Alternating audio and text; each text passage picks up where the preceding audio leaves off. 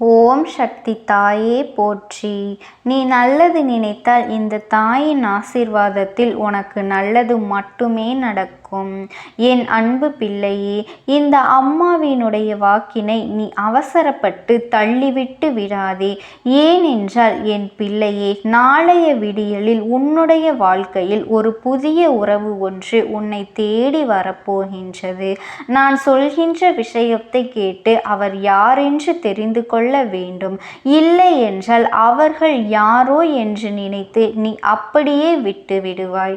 என் குழந்தையே, அந்த மாதிரி ஒரு சூழ்நிலையை நீ ஒரு பொழுதும் உருவாக்கி விடக்கூடாது என்பதற்காகத்தான் அம்மா உன்னிடத்திலே வந்து பேசிக்கொண்டிருக்கின்றேன். இந்த வாழ்க்கையில் உன்னை தேடி வரப்போவது யார் என்றும் உனக்கு நான் முன்கூட்டியே சொல்லிவிட வேண்டும் அல்லவா? என் பிள்ளையே, எப்பொழுதுமே புதிய உறவு வேண்டாம், இருக்கின்ற உறவு நன்றாக இருந்தால் போதும் என்று நீ நினைப்பாய் அல்லவா? அது ஒரு வகையில் சரியானதுதான். ஆனால் இதில் உண்மை என்ன தெரியுமா? உயிரோடு இருந்து கொண்டு உனக்கு இத்தனை நாளும் கஷ்டத்தை கொடுத்தவர்களை எல்லாம் மீண்டும் திருத்தி உனக்கு அவர்கள் நல்லது செய்வார்கள் என்று எதிர்பார்ப்பது உண்மையில் நல்ல எதிர்பார்ப்பு கிடையாது என் குழந்தையே. ஏனென்றால் நீ யதார்த்தத்தை புரிந்து கொள்ள வேண்டும் அல்லவா? இதைவிட நல்லது என்ன தெரியுமா? புதிதாக வருகின்ற ஒரு உறவினிடத்தில் எந்தவித எதிர்பார்ப்புகளும் இல்லாமல் வாழ்ந்துவிட்டு போவதுதான். நான் உனக்கு நல்லது எதுவோ அதை மட்டுமே உன்னுடைய வாழ்க்கையில் சொல்லி கொண்டிருக்கின்றேன் என்பதனை நீ மறந்து விடாதே. உன்னுடைய வாழ்க்கையில் கிடைத்த பாடத்தை நீ மீண்டும் புதிதாக கற்பிக்க வேண்டும் என்று நினைக்காதே, அல்லது கற்க வேண்டும் என்றும் எண்ணாதே. எதுவாக இருந்தாலுமே அதுவெல்லாம் முடிந்தது முடிந்ததாகவே இருக்கட்டும். இத்தனை நாளும் உன் வாழ்க்கையில் உனக்கு ஏற்பட்ட அத்தனை மன கஷ்டங்களுக்கு காரணமாக இருந்த விஷயங்கள் எல்லாமே உன்னை விட்டு நீங்கி இனி உன்னுடைய வாழ்க்கையில் உனக்கான பல நல்ல விஷயங்கள் எல்லாம் தொடர்ந்தும் நடக்க போகின்றது. இதையெல்லாம் என் பிள்ளையை நீ வாழ்க்கையில் இழந்து விட்டதாக எண்ணி வேதனைப்பட்டு கொண்டிருக்கின்றாய். ஆனால் இனிமேல் அப்படியல்ல. நீ இழந்தது எல்லாமுமே உன்னுடைய நல்லதற்குத்தான் என்று நீ உன்னுடைய மனதில் நிறுத்தி வைத்து கொள்ள வேண்டும். நிச்சயமாக உன்னை விட்டு சென்றவர்கள் எல்லாம் உனக்கு நல்லதுதான் செய்திருக்கின்றார்கள் என்று நீ மனதிலே பதிய வைத்து கொள்ள வேண்டும். ஏனென்றால் நீ நினைக்கக்கூடிய அளவிற்கு உன் வாழ்க்கையில் நன்மைகள் எல்லாம் இனி நடக்கப் போகின்றது. என் தங்கமே, இவர்கள் எல்லாம் உன் வாழ்க்கையில் தொடர்ந்திருந்தால் எத்தனை பிரச்சனைகள் வந்திருக்கும், எத்தனை கஷ்டங்கள் வந்திருக்கும் என்பதை நீ தெரிந்து கொள்ள வேண்டிய நேரம் வந்துவிட்டது. இனி ஒரு நாளும் இந்த வாழ்க்கையில் இவர்களால் உனக்கு எந்த ஒரு பலனும் இல்லை என்பது உனக்கு தெரிய வந்திருக்கும். நல்லது நடந்தால் மட்டும்தானே உனக்கு அது புரியும். இவர்கள் இல்லாமல் போனது எந்த அளவிற்கு நம் வாழ்க்கையை உயர்த்தி இருக்கின்றது. இவர்கள் இருந்திருந்தால் நம் வாழ்க்கை இன்னும் அதிகமான கஷ்டங்களை அனுபவித்து வாழ்க்கையே வெறுக்கக்கூடிய சூழல் வந்திருக்கும் என்பதனை நீயாகவே உணர்ந்திருப்பாய். இவர்கள் இல்லாது போனால் ஒரு வாழ்க்கை உனக்கு நல்லபடியாக மாறும் என்று உனது மனது உன்னிடத்திலே ஒரு நாள் சொல்லி இருக்கும் அல்லவா? ஆனாலும் அதையெல்லாம் ஏற்றுக்கொள்ளாமல் அது எப்படி, இவர்களால் இல்லாமல் நம் வாழ்க்கை எப்படி இருக்கும், நாம் எப்படியெல்லாம் தவித்து நிற்போம் என்று நீயாகவே எண்ணிக்கொண்டாய். என் அன்பு பிள்ளையே, உன்னுடைய அன்பிற்கு ஒருவர் தகுதியில்லை என்றால் தேவையில்லாத அந்த அன்பை நீ வீணாக்காதே. உன்னை உண்மையாகவே நேசிக்க கூடியவர் அல்லது உன்னுடைய அன்பை பெறுவதற்கு உண்மையான தகுதி யாருக்கு இருக்கின்றதோ அவர்களுக்கு அந்த அன்பினை நீ முழுமையாக கொடுத்து விட்டால் போதும். நிச்சயமாக இந்த வாழ்க்கையில் உனக்கான அத்தனை சந்தோஷங்களும் உன்னை பின்தொடர்ந்து வந்து கொண்டே இருக்கும் என்பதனை நீ தெரிந்து கொள்ளப் போகின்றாய். என் பிள்ளைக்கு சந்தோஷமான மனநிலை எப்போது வரும் என்று நீ எதிர்பார்த்து காத்திருக்கின்றாய் அல்லவா? எப்போது உன்னை ஒதுக்கியவர்கள் முன்னிலையில் நீ வாழ்ந்து காட்டுகிறாயோ அப்போதுதான் உனக்கு சந்தோஷம் வரும். அப்படியானால் நீ செய்ய வேண்டியது என்ன தெரியுமா? உன்னை அவமானப்படுத்தியவர்கள் முன்னிலையில் நன்றாக பேர் சொல்லும்படி வாழ்ந்து காட்ட வேண்டும் என்று நினைப்பதுதான்.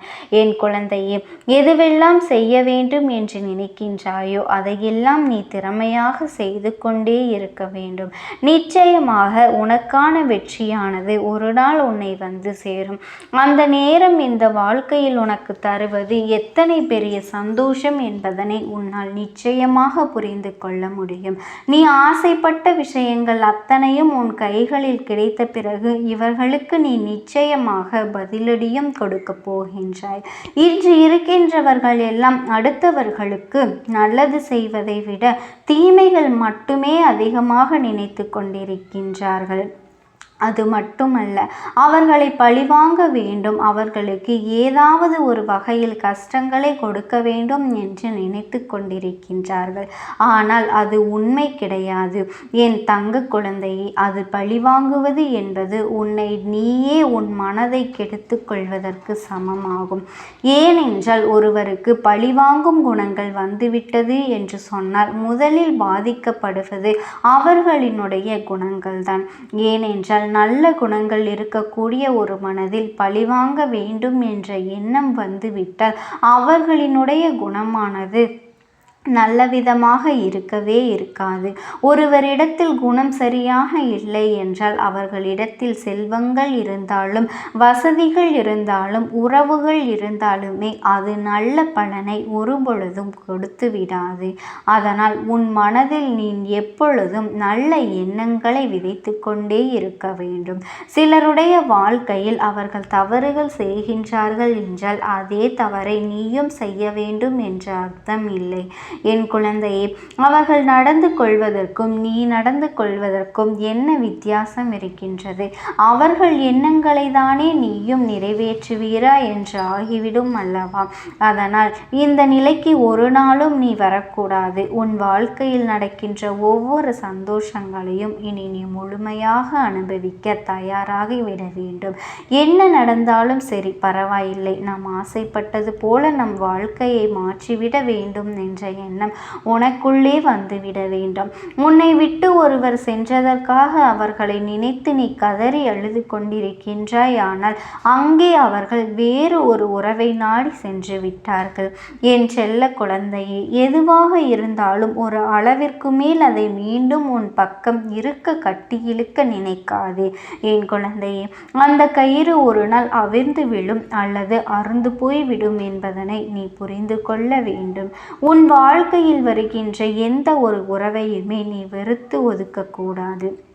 ஏனென்றால் அதன் வலியும் வேதனையும் என்னவென்று உனக்கே நன்றாக தெரியும் அல்லவா? ஒருவர் நம்மை வெறுத்து ஒதுக்கும் பொழுது நம் மனது எத்தனை ரணமாக இருந்தது என்பதனை நீ ஏற்கனவே உணர்ந்திருக்கின்றாய் அல்லவா? என் குழந்தையே, அதையெல்லாம் நினைத்து நினைத்து உன் மனதை போட்டு நீ புரட்டி கொண்டிருந்தாய் அல்லவா? அப்படி ஒரு நிலையைதானே மற்றவர்களுக்கும் ஏற்படும். அதனால் அதையெல்லாம் புரிந்து கொண்டு இந்த வாழ்க்கையில் உனக்கான அத்தனை விஷயங்களையும் நீ சரியாக பெற்றுக்கொண்டு யாரையும் எந்த விதத்திலேயும் காயப்படுத்தாமல் அவர்களுக்கான அன்பையும் ஆதரவையும் நீ கொடுத்து கொண்டு இருந்தாலே போதும். எல்லாமுமே உனக்கு நல்லபடியாக நடக்கும் என்பதில் எந்த ஒரு மாற்று கருத்தும் கிடையாது. என் தங்க பிள்ளையே, எல்லாம் முடிந்து விட்டதாக நீ எண்ணி இருந்தாய் அல்லவா? இனிதான் உன் வாழ்க்கையில் எல்லாம் ஆரம்பிக்க போகின்றது. இனிதான் உன் வாழ்க்கையில் எல்லா விஷயங்களும் நல்லபடியாக நடக்கப் போகின்றது. உன் வாழ்க்கையில் வரக்கூடிய புதிய உறவு யாராக இருக்க முடியும்?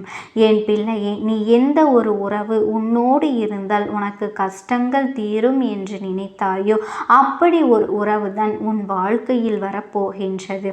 அந்த உறவிற்கான அடையாளத்தை உனக்கு நான் இங்கு சொல்ல வேண்டும் என்றால் இப்பொழுதே சொல்லிவிடுகின்றேன்.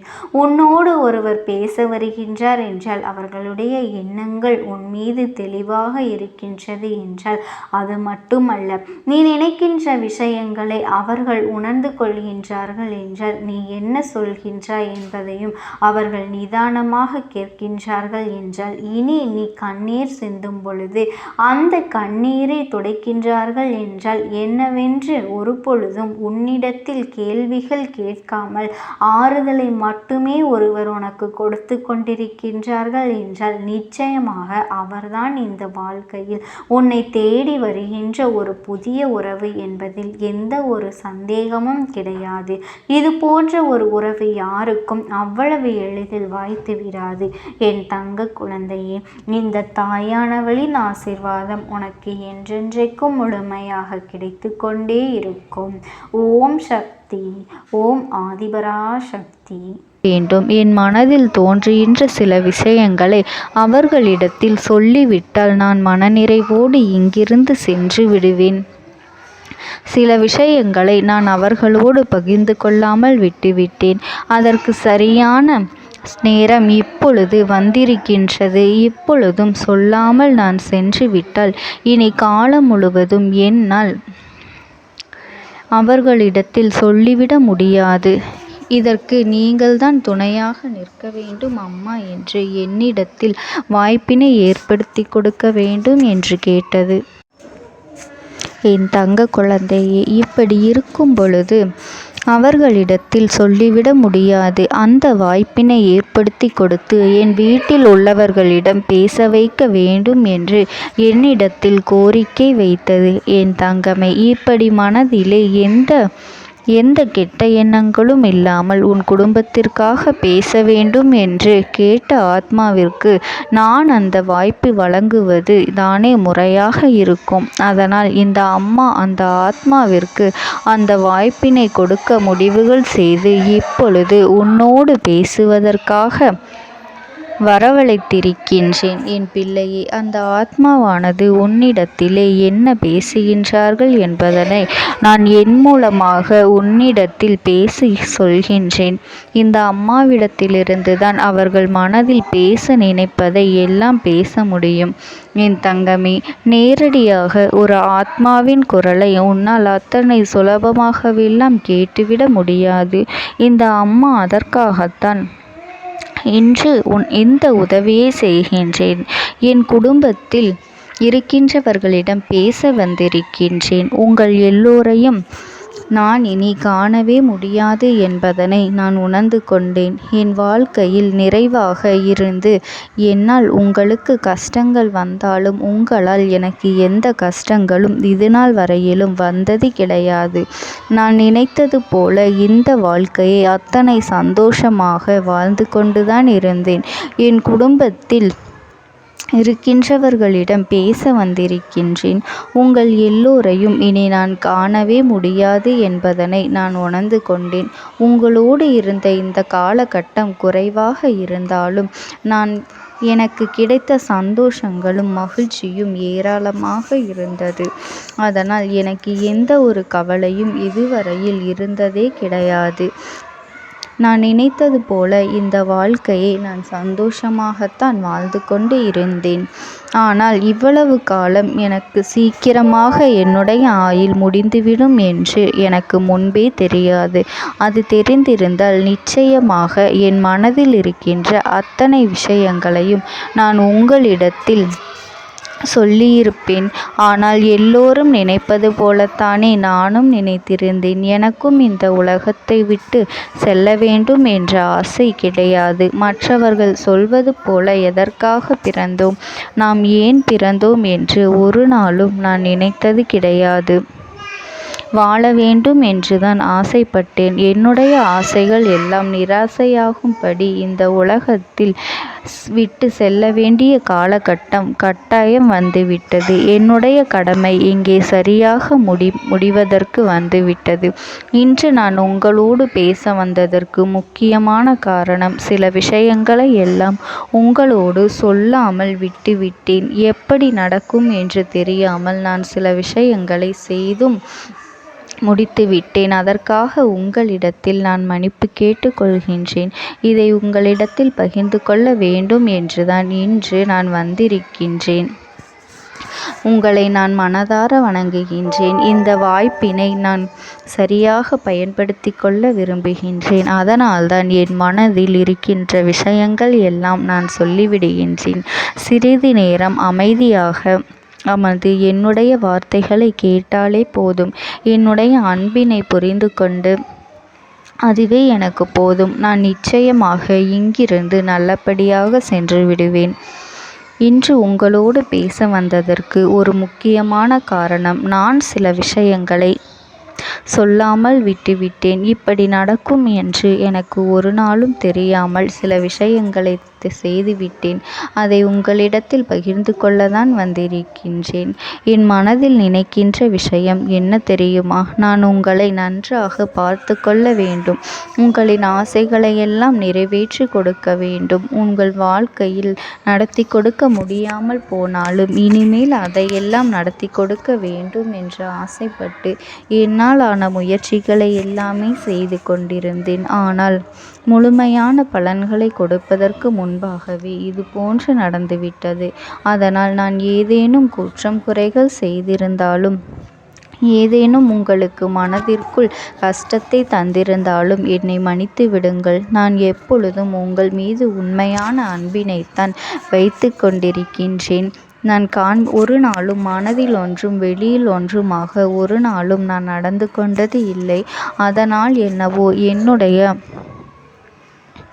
என்னுடைய குணங்கள் சிலருக்கு இங்கே பிடிப்பதே இல்லை. எதுவாக இருந்தாலும் என்னோடு இருக்கின்ற என் குடும்பத்திற்கு தெரியும் அல்லவா நான் யார், என்னுடைய அன்பு எப்படிப்பட்டது என்று. அதனால் என்னுடைய அன்பினை முழுமையாக உணர்ந்து கொள்ள வேண்டும் என்று அதனை இங்கிருந்து ஏற்றுக்கொள்ளவே முடியாத ஒரு விஷயமாகத்தான் இருந்தது. நானும் அங்கும் ஓடி ஓடி மீண்டும் என்னுடைய உயிரை மீட்டெடுத்து விடலாம் என்றுதான் முயற்சி செய்தேன். ஆனால் அப்பொழுது என்னால் அதையெல்லாம் செய்ய முடியவில்லை. உயிரற்ற உடலாக இங்கே நின்று கொண்டிருக்கின்றேன். நாட்கள் செல்ல செல்ல இதை எனக்கு ஏற்றுக்கொள்ள பழகிவிட்டது. இனிமேல் இதுதான் என்னுடைய உலகம். மீண்டும் அங்கே செல்ல முடியாது என்பதனை நான் புரிந்து கொண்டேன். செல்ல முடியாவிட்டாலும் ஆத்மா என்று ஆன பிறகு என்னுடைய உலகத்தில் இருந்தால்தான் எனக்கு சந்தோஷம். மீண்டும் மனித வாழ்க்கைக்குள் என்னால் நுழைந்துவிட முடியாது. எனக்காக இத்தனை காலமும் அன்போடு பழகி எனக்கு எல்லாம் செய்த உங்களுக்கு நான் சொல்கின்ற விஷயம் ஒன்றுதான். நடந்தது எல்லாம் நடந்துவிட்டது. நடந்த விதையை யாராலும் இனி மாற்ற முடியாது. இனி நான் உங்களோடு இருக்க வேண்டும் என்று நினைத்தால் கூட அது நடக்காது. அதனால் இந்த வாழ்க்கையில் நீங்கள் நல்லபடியாக வாழ்ந்து சந்தோஷமாக இருக்க வேண்டும் என்றுதான் அந்த ஆத்மா மனது வேதனைப்பட்டு உன்னோடு பேசுகின்றது. என் தங்க குழந்தையே, யார் உன்னை விட்டு சென்றாலும் இந்த தாயானவளினுடைய அன்பும் ஆசீர்வாதங்களும் உனக்கு என்றென்றைக்குமே முழுமையாக கிடைத்து கொண்டே இருக்கும். அதனால் நீ எதை நினைத்தும் கவலைப்படாதே. உனக்காக எப்பொழுதும் நான் இருந்து கொண்டே இருப்பேன். ஓம் சக்தி. ஓம் ஆதிபரா சக்தி. உனக்கான நல்ல விஷயங்களை செய்து கொடுப்பதற்காகவே உன் தாயானவள் இன்று உன்னை தேடி வந்திருக்கின்றேன். என் தங்கமே, இன்று நான் உன் அம்மா மனமகிழ்ச்சியில் வந்திருக்கின்றேன்.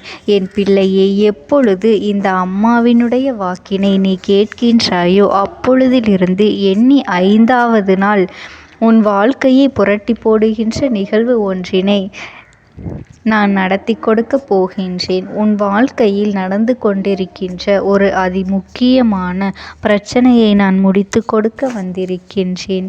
என் பிள்ளையே, இந்த அம்மாவினுடைய வாக்கினை முழுமையாக கேட்டுவிட்டால் நிச்சயமாக என் பிள்ளை நீ மனமகிழ்ச்சி அடையத்தான் செய்வாய். உன்னுடைய மனதிற்குள் இருக்கின்ற ஒவ்வொரு எண்ணங்களும் இன்று இந்த அம்மாவினுடைய பார்வைக்கு தெரிய வந்து விட்டது. நான் உன்னுடைய பிரச்சனை என்னவென்று தெரிந்து கொண்டேன்.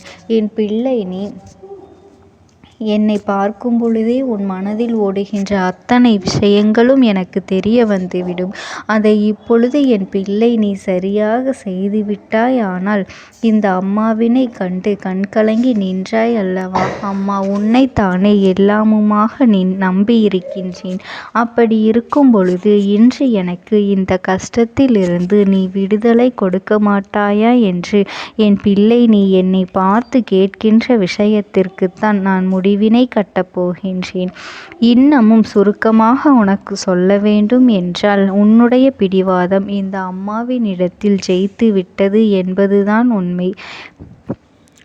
என் குழந்தைக்கு எந்த ஒரு விஷயம் வேண்டும் என்று அடம்பிடித்து இத்தனை காலமும் நீ நின்று கொண்டிருந்தாயோ அந்த ஒரு விஷயத்திலிருந்து உன் அம்மா நான் உனக்கு விடுதலையை கொடுக்க வேண்டும் என்று என் முன்னால் கதறி அழுதாயோ அந்த விஷயத்தை இன்று உனக்கு நான் முடித்து வைக்கின்றேன்.